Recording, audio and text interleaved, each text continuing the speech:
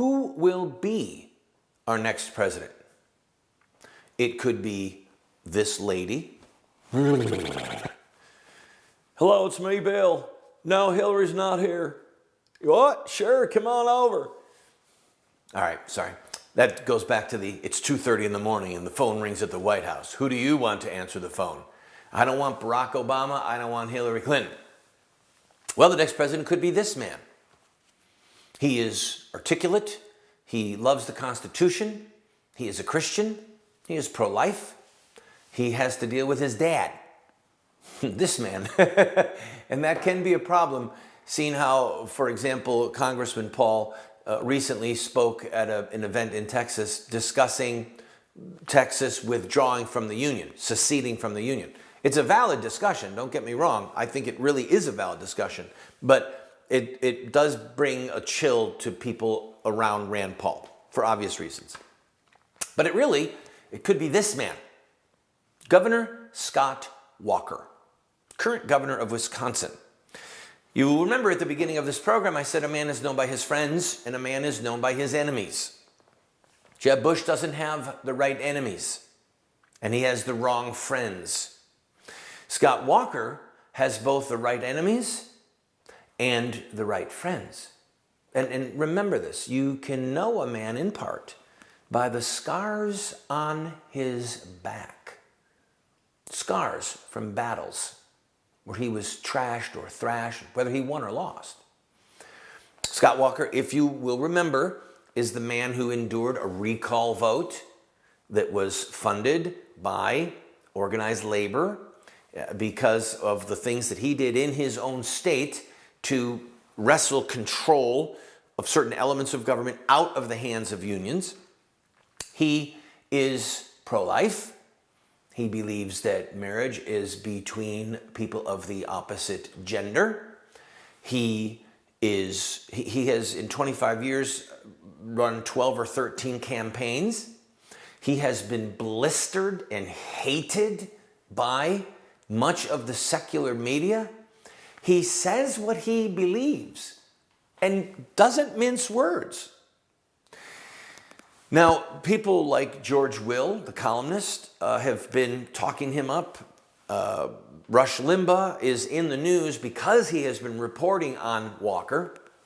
And the simple fact is that right now, as of this day, the taping of this show, Scott Walker is the number one leader, the number one contender by double digits over anybody in New Hampshire, which is the first primary state.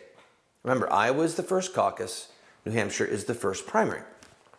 Scott Walker is ahead. He is also ahead in a nationwide poll. So he is a man who, like Ronald Reagan, by the way, has endured the contempt of the media, the scoffing and the ridicule of the media, the villainizing of baby killers and unions like Ronald Reagan. A man who says what he believes and doesn't equivocate, like Ronald Reagan. He is a true Reagan Republican.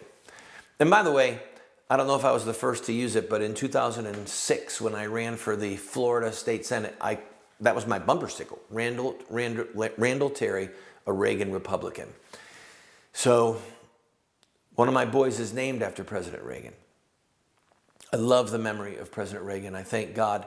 And frankly, his presidency may be recorded if this country does come unhinged, if this country collapses as a world power like England did, like Holland did, like Spain did, like the Roman Empire did, okay? Empires have come and gone, people, and ours might be on the way out.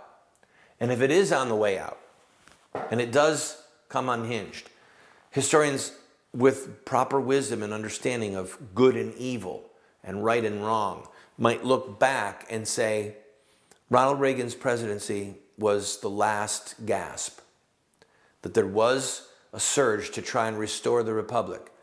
But after his presidency, the forces of moderation and equivocation, read liberalism, big government, baby killing, homosexual juggernaut, they got control and they drove the country into oblivion.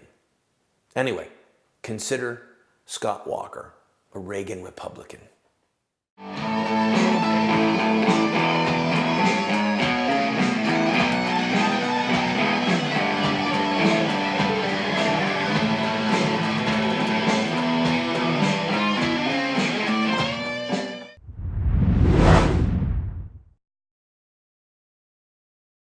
Do you want to get America out of the hands of wicked and unjust men and women who are destroying the republic before our eyes, and put leadership back into the hands of righteous men and women so that we don't die as a nation? Well, you're talking about social revolution, and there are rules in social revolution.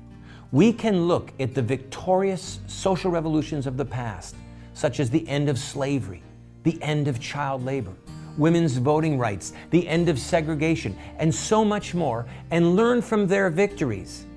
Look at their actions, their images, their rhetoric, their sacrifices, and their final fruit. We will send you this series that originally cost $129, 7 books for students, 1 teacher's guide, if you'll give a gift of any size and just pay for shipping and handling. Take advantage of it today.